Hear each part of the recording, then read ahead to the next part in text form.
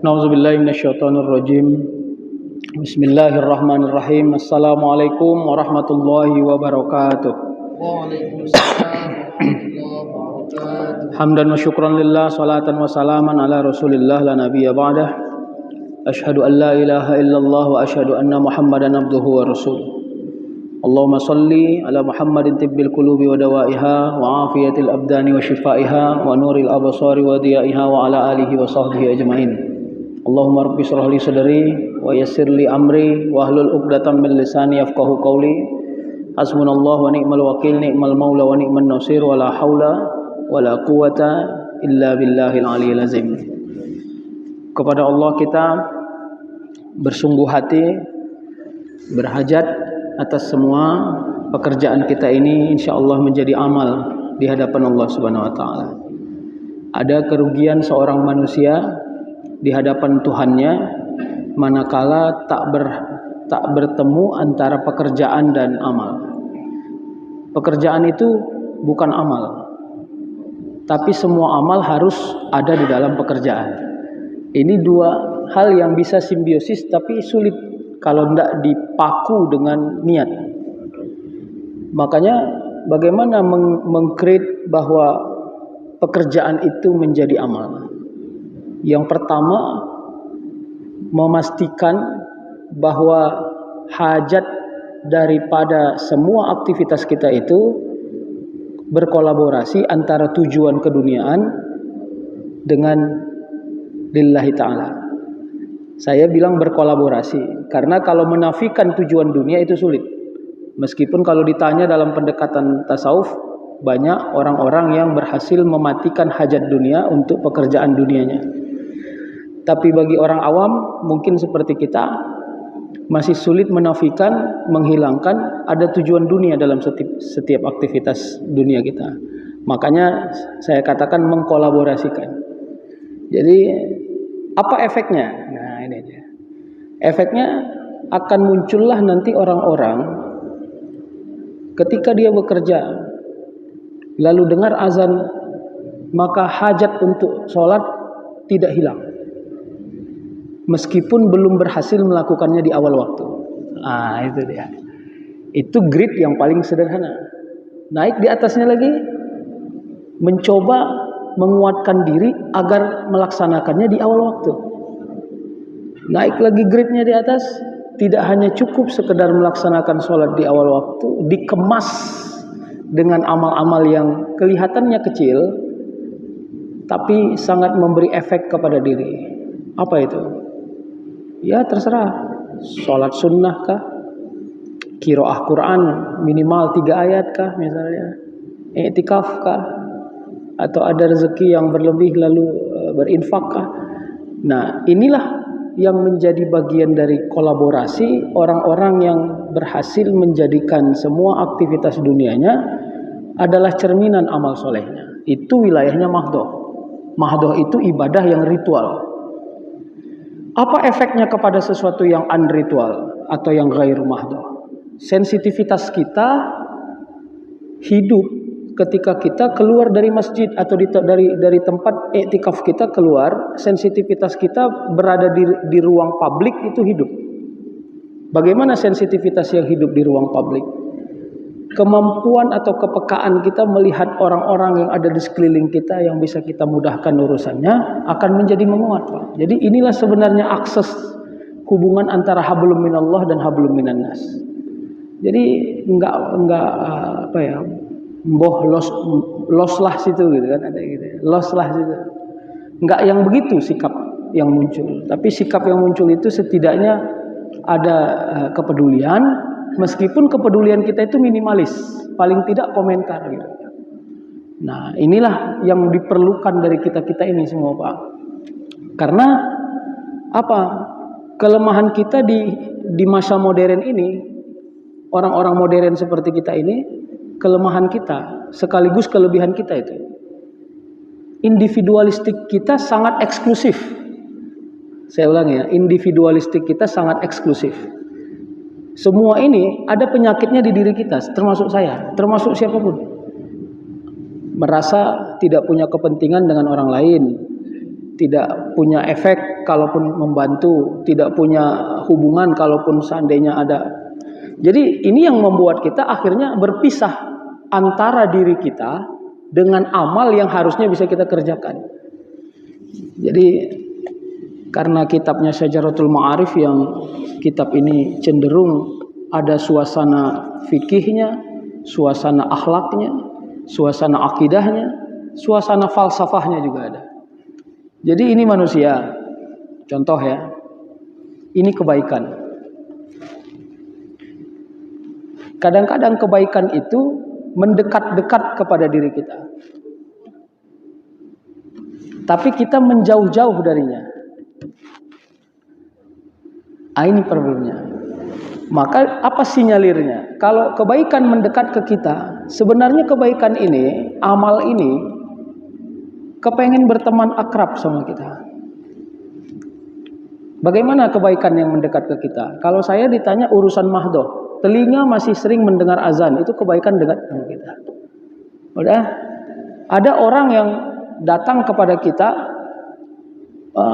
berharap ada kemudahan yang datang dari kita, bukan hanya urusan finansial, bukan hanya urusan uang, tapi urusan apapun.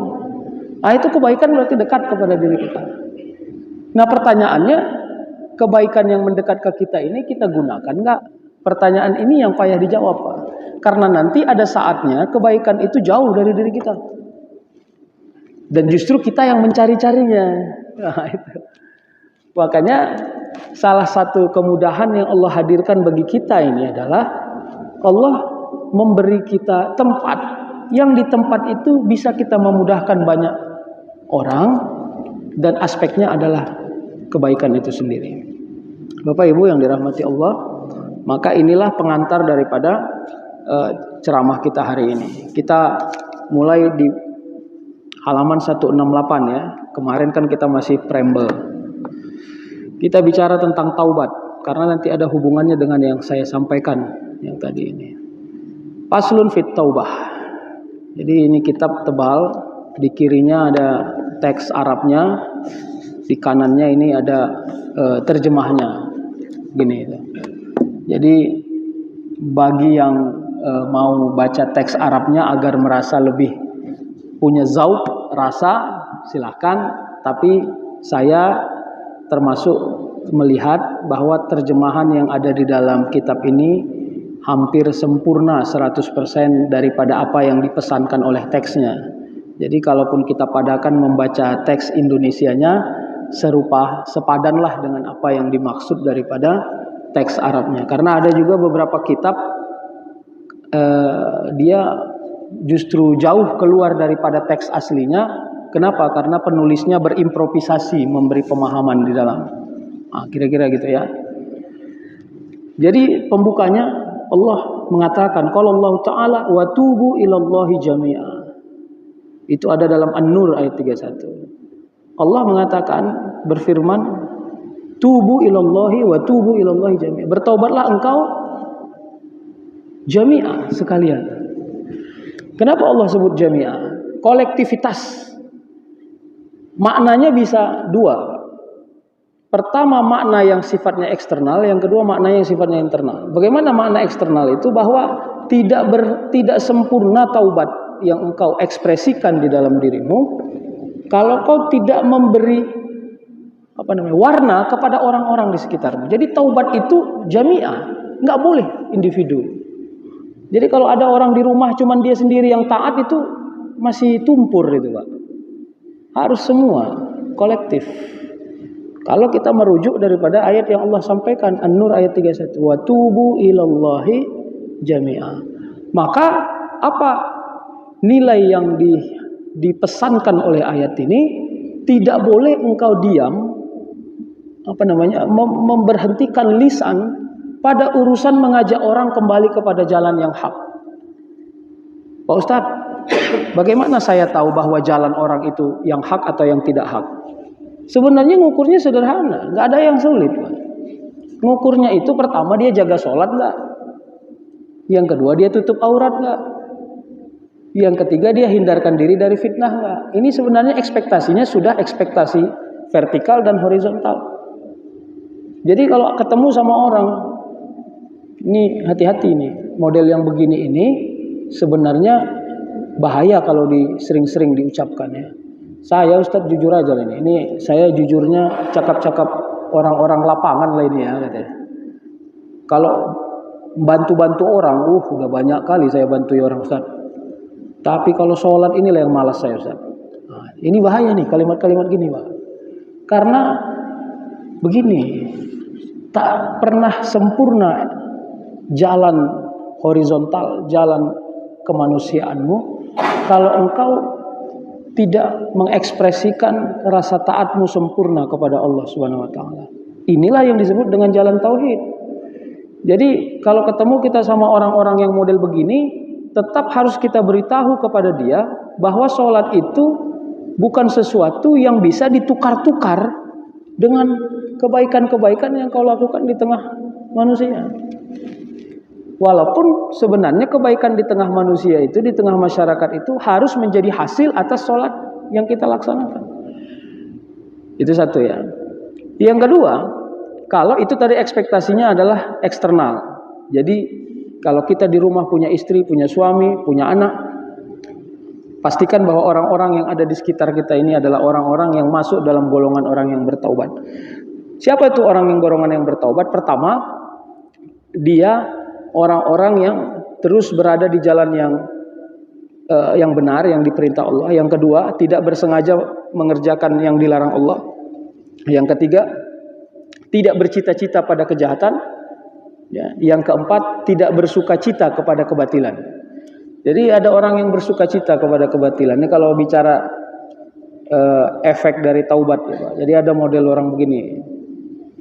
Ya, aku Ustadz dulu kalau waktu muda, mabuk aja kerja Ustadz. Nggak ada tuh di kantorku itu cuma aku lah raja mabuk, nggak ada yang lain tuh Pak. Kira-kira gitu. Sebenarnya kalau kita bicara pada kapasitas taubat, orang taubat itu salah satu indikator yang diberikan Allah kepada dirinya adalah dia ini memiliki rasa malu atas dosa yang pernah dia lakukan, sehingga dia nggak mau menceritakannya lagi. Itu sebenarnya salah satu ciri-cirinya. Jadi kalau masih ada orang yang bangga-bangga kepada dosa masa lalunya, berarti dia belum malu kepada dosa yang pernah dia lakukan. Nah ini ya, apalagi seorang perempuan misalnya mengatakan begini, aku dulu nih playgirl nih, ya cowokku dulu ada 14 orang. Dia omong itu kemana-mana gitu. Misalnya walaupun itu sebagai sesuatu yang menggembirakan, tapi kalau dia sudah menjadikan taubat sebagai warna dalam hidupnya, akan tertutup matanya untuk melihat masa lalu itu sebagai sebuah kegembiraan. Nah disinilah letak. Ya, saya pernah ditanya ketika konsultasi suami istri di MUI, Ustadz, suami saya ini nggak mau jujur tentang masa lalunya. Jadi saya ini curiga sama dia. Saya bilang, nggak perlu masa lalu itu diceritakan, untuk apa? Jadi kadang-kadang kita ini kepengen semuanya harus terbuka. Ya. Tapi kan perlu Ustaz, biar saya tahu siapa mantan pacarnya dulu, enggak penting itu. Jadi ini Pak. Makanya tabiat yang paling baik antara suami dan istri di rumah, begitu engkau berakad kepada suami dan istrimu, maka masa lalu selesai urusannya.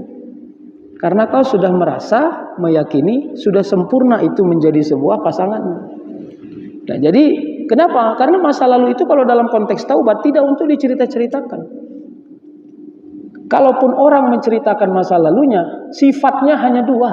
Satu mengambil hikmah, dua mengambil iktibar. Nah, itu ya. Satu mengambil hikmah, dua mengambil iktibar ya. Bapak Ibu yang dirahmati Allah. Jadi itu ekspektasi kepada eksternal. Kepada internal apa ekspektasinya? Kepada internal kita disuruh bertaubat secara kolektif, tidak hanya lisan yang memberi isyarah terhadap rasa capek, rasa jenuh terhadap dosa, tapi kolektif Pak.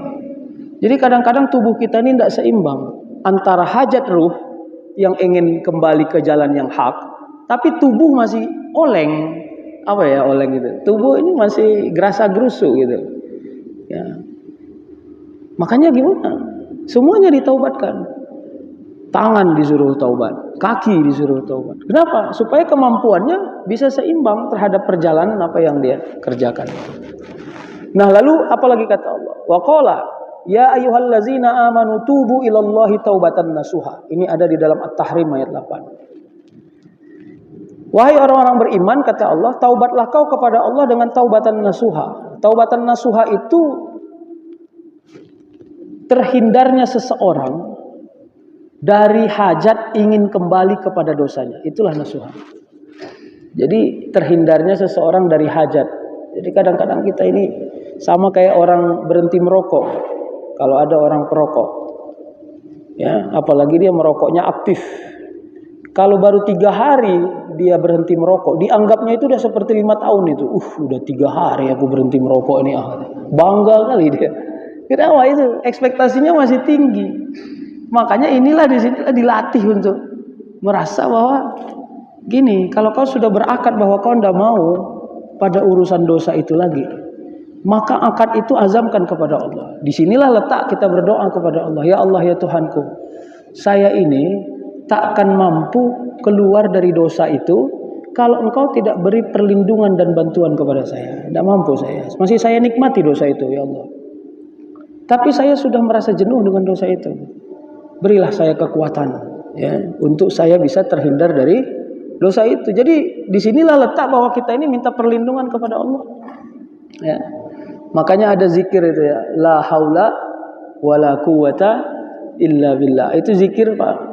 Saya sarankan kepada kita semua, walaupun saya lihat kita ini masih muda-muda, zikir itu bukan hanya untuk orang tua, Pak. Zikir itu juga untuk orang yang waras amal dan akalnya. Jadi bukan hanya untuk orang tua. Harus ada zikir, Pak. Karena zikir itu memboboti ruh kita dan batin kita. Biarlah tubuh sengkleh penyakitan, tapi kalau ruh dan batin tidak penyakitan, insya Allah dia akan membackup sehatnya. Apa zikirnya? Terserah mau zikir apa. Tapi salah satu yang dihajatkan itu di dalam hadis, ya, kanzin min kunuzil jannah. Jadi ya Abdullah bin Qais, kata Rasul, maukah kau kutunjukkan satu amal yang amal itu sudah jadi simpanan di dalam surga dan dia sudah ada di dunia. Lalu dibilang oleh Abdullah bin Qais, ya, qala bala ya Rasulullah, maulah ya Rasul. Apa itu? Lalu Rasul mengatakan la haula wala quwata illa billah. Rawahul Bukhari. Jadi apa itu makna la haula wala quwata illa billah? Tidak ada daya dan tidak ada kekuatan kecuali Engkau, ya Allah. Haula itu daya. Daya itu tidak materi tapi immateri, Pak. Handphone ini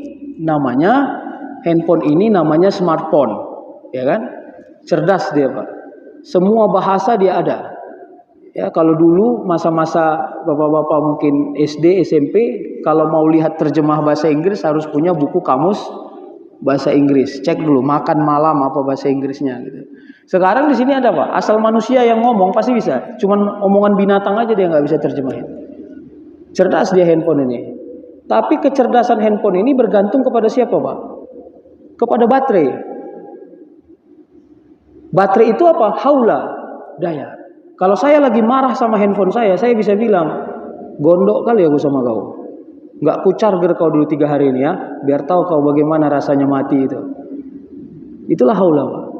Jadi hilang kecerdasan manusia, kehebatan manusia, kalau Allah tarik daya dari diri kita. Daya itu apa? Daya itu semangat, optimisme, husnuzon, baik sangka, sabar. Jadi sabar itu termasuk daya, Pak. Ya, sabar itu termasuk daya. Kalau Allah tarik rasa sabar dari diri kita, banyak ini yang kolaps ini hidup ini, Pak. Ya, saya cerita-cerita yang agak rewind saja. Ya, awak masuk ke parkiran di satu supermarket, dia nggak ada. Begitu awak mundur katanya. Tiba-tiba dia sudah ada. Apakah itu? Tukang parkir. Gondok nggak? Gedek nggak? Gedek lah. Tadi aku masuk kau nggak ada. Begitu aku keluar kau ada. Marah, ya kan? Nggak mau kita kasih. Kita buka. Bang, parkirnya. Nggak mau aku. Kenapa rupanya? Aku bilang, wah pas pula lagi mabuk dia. Pang sekali dipukulkannya. Berantam keluar, ambil linggis, pumpang, datang pula. Orang ramai segala macam, masuk ke polsek, masuk ke pengadilan, masuk. Panjang toh? Habis uang 50-an juta. Melewati mengurus itu 1 tahunan. Hanya gara-gara 3.000 paling uang parkirnya, Pak. Kenapa? Kalau Allah hilangkan saja rasa sabar sedikit sama kita, hilang keperkasaan dan idealisme kita, Pak. Makanya jangan remeh-remeh kepada daya. Karena kalau Allah tiba-tiba hilangkan daya, semuanya rusak ini, Pak. Itu kan? Itu kan ada artis yang menghajar bininya itu kan, yang begitu itu. Kenapa? Ya itu hilang daya. Wak Sambo itu juga begitu kejadiannya. Kenapa? Hilang sabar. Jadi oleh karenanya ngeri, Pak. Makanya jangan pernah remeh kepada rasa sabar, karena sabar itu haulah. Begitu diberikan Allah kekuatan, ya udahlah. Sebenarnya gede kali aku dengan tukang parkir ini, tapi ya udahlah. Paling enggak baik sangka dia kepada rezeki Allah, tidak menyamun dia, tidak merampok dia, tidak mencuri dia. Muncul pikiran yang seperti itu, udahlah kasih aja lah. Keren enggak itu kira-kira? Keren enggak? Walaupun kita lagi gede, enggak ada masalah. Nah, itu haula. Baik sangka. Makanya kepada orang yang berjalan di muka bumi ini dengan rezeki, dengan jumlah rezeki atau jumlah harta yang minimalis, tapi dia tetap menelusuri perjalanan hidupnya di muka bumi ini, di panas terik matahari, di hujan yang sangat deras. Kenapa? Karena Allah masih kasih kepada dirinya daya. Apa dayanya? Semangat, husnuzon, optimisme bahwa ada rezeki yang akan mengalir di setiap langkah. Jadi enggak bisa remeh-remeh. Makanya ketika itu bilang la haula wala quwata, ya Allah kau yang berikan daya kepada saya atas semua hidup saya ini, ya kan? Wala quwata. Quwata itu ekspektasinya apa? Quwata itu ekspektasinya jasmani, Pak. Makanya orang-orang yang diberi kekuatan dan power tadi, kalau contohnya handphone, maka quwata itu adalah kecerdasan handphone ini. Itulah quwata. Kemampuan kita berada dalam kesempurnaan meski kita di tempat yang banyak sekali ombaknya. Nah, itu adalah quwata. Illa billah. Kecuali hanya Allah yang memberi daya dan kekuatan itu. Nah, supaya zikir ini menjadi menarik di kepala kita semua, ya, menjelang di 30 menit ini, kita lihat kenapa di situ kalimatnya la. La itu artinya apa? Tidak. Kalau mau diberi pendekatan yang lebih kritis secara semantik, zikir ini semi negatif. Kenapa? Karena bunyinya begini, tidak ada daya dan tidak ada kekuatan kecuali hanya dengan Engkau ya Allah. Gitu kira-kira toh? Kalau begini bisa enggak? Ya Allah, dayaku dan kekuatanku hanya denganmu. Itu justru lebih positif. Tapi kenapa zikir itu diajarkan oleh Rasul? Tidak ada daya, tidak ada kekuatan. Itu harus dipertanyakan, Pak. Jawabannya karena daya itu ada. Ada daya itu, ini dia. Jadi saya diberi air mineral. Lalu saya bilang, tolong jangan ada air mineral. Berarti air mineral ini harus disingkirkan. Inilah makna la haula. Manusia itu merasa punya daya. Sehingga dia diajarkan oleh Rasul, hei manusia yang merasa punya daya. Dayamu enggak ada. Dayamu enggak ada. Makanya dia bilang, la haula. Kita ini kan terlalu percaya diri punya daya. Padahal daya kita ini yang kelola Allah Subhanahu wa taala. Kalau enggak semuanya hancur-hancuran. Lalu yang kedua, wala quwata. Kenapa juga tidak ada kekuatan? Karena manusia merasa punya kekuatan. Maka disuruh disingkirkan.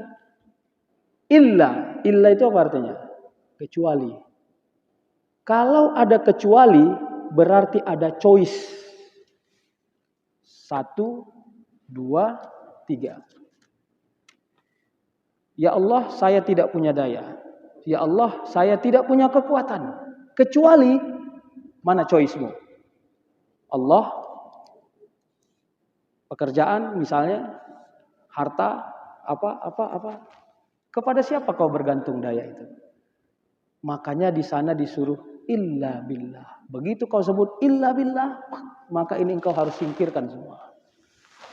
Itulah makna generik dari la haula wala quwata illa billah. Maka begitu engkau berzikir la haula wala quwata illa billah, khawatir engkau miskin gara-gara pekerjaan tidak sempurna, singkirkan. Khawatir tidak menjadi orang hebat, singkirkan. Khawatir engkau anakmu tidak menjadi orang kuat, singkirkan. Kenapa? Karena engkau sudah mengatakan illa billah. Itu kira-kira. Jadi kemampuan menyingkirkan itulah akhirnya prinsip tauhid kita itu tinggi. Disinilah letak nanti keperkasaannya seorang mukmin, itu yang selalu kita sebut.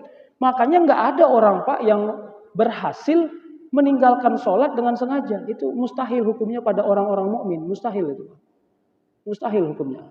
Secapek apapun kau, sepenat apapun hidupmu, sesulit apapun bebanmu, segembira apapun kau, gak berhasil kau meninggalkan sholat.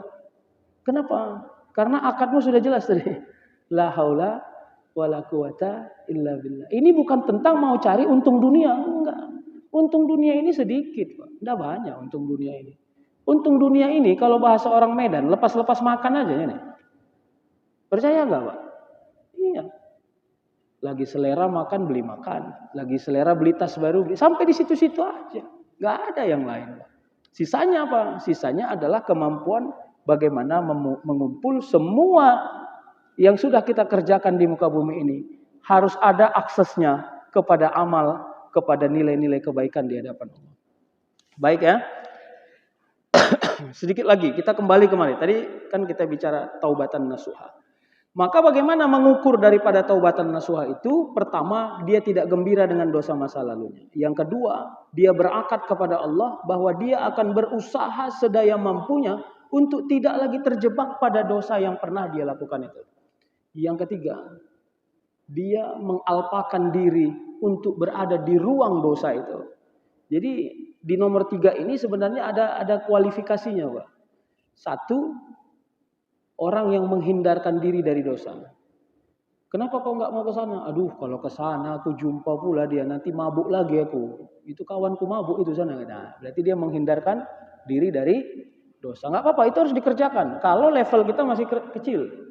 Yang kedua, baru Allah kasih kepada diri kita. Ini kalau Allah udah kasih, Pak, ini nikmat ini. Apa itu? Atas izin Allah dan ridha Allah, kita mampu membenci dosa yang pernah kita lakukan itu. Nah, kalau kualitasnya sudah membenci, Pak, kalaupun kita berada di zona yang dulu, insya Allah tidak tersentuh kita lagi itu. Ya, terjebak dia dengan kawan-kawan yang tukang mabuk, insya Allah setetes pun tidak dia minum lagi. Kenapa? Karena Allah sudah berikan kekuatan kepada dirinya untuk membenci dosa itu. Tapi kadang-kadang kualitas taubat kita belum sampai di situ. Kalau sornya sor kali ya, Wak, ya kan? Cuman harus dihindari. Nah, nggak apa-apa, menghindari dulu.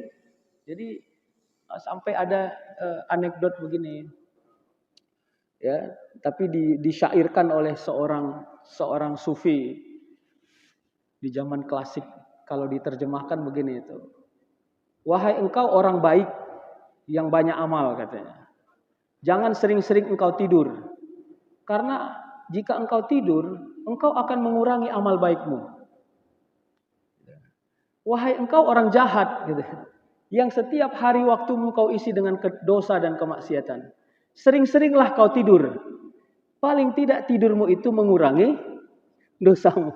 Coba sampai begitu ngeyelnya syair itu, Pak. Makanya disebut. Ada pernah orang nanya kepada saya waktu bulan Ramadan, Ustaz, apa hukumnya tidur lama-lama di bulan Ramadan? Saya tanya, kau orang baik atau orang jahat? Saya bilang. Saya orang, agak lama dia jawab, berarti kau orang jahat, saya bilang. Kalau orang jahat sering-sering aja tidur, saya bilang. Kenapa? Karena orang tidur itu mematikan tabiat. Tabiat apa? Ya terserah, tabiat apa. Ya, sehingga akhirnya kita bisa melihat di mana ruang-ruang kemanfaatan atau kebaikan atau amal soleh yang bisa kita lakukan. Baik Bapak Ibu, saya kira itu dulu yang bisa saya sampaikan. Ya, silahkan kalau masih ada waktu tanya jawab. Wabillahi taufik wal hidayah. Wassalamualaikum warahmatullahi wabarakatuh.